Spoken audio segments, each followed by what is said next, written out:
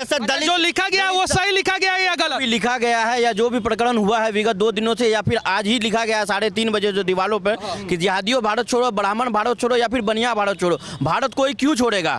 जिहादी भी भारत नहीं छोड़ेगा, जिहादी भी भारत नहीं छोड़ेगा, भारत छोड़ेगा, जिहादी भी भारत नहीं छोड़ेगा।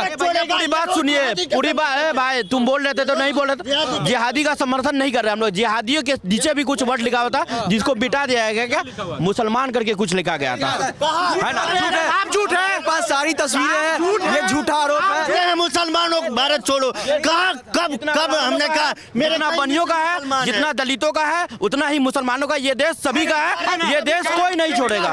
मेरा नाम मसूद है, मसूद है भाई। आप यहाँ से खड़ा होके कहिए कि जो लिखा है वो देशद्रोही है, कहिए। मीडिया में कहते हैं ये जो प्रकरण दीवारों पे जो भी लिखा है ब्राह्मण विरोधी, जो भी बनिया विरोधी लिखा है, जो भी लिखा है ये गलत लिखा है। ये सर, अरे भैया जो भी लिखा है वो देशद्रोही है, देशद्रोही जो भी लिखा है वो गलत है, और इस पे जेएनयू प्रशासन देशद्रोही है। अरे भैया देशद्रोही बोलने में क्या खिलाफ लिखेगा तब देशद्रोही है। देश में रहने वाले के खिलाफ, देश में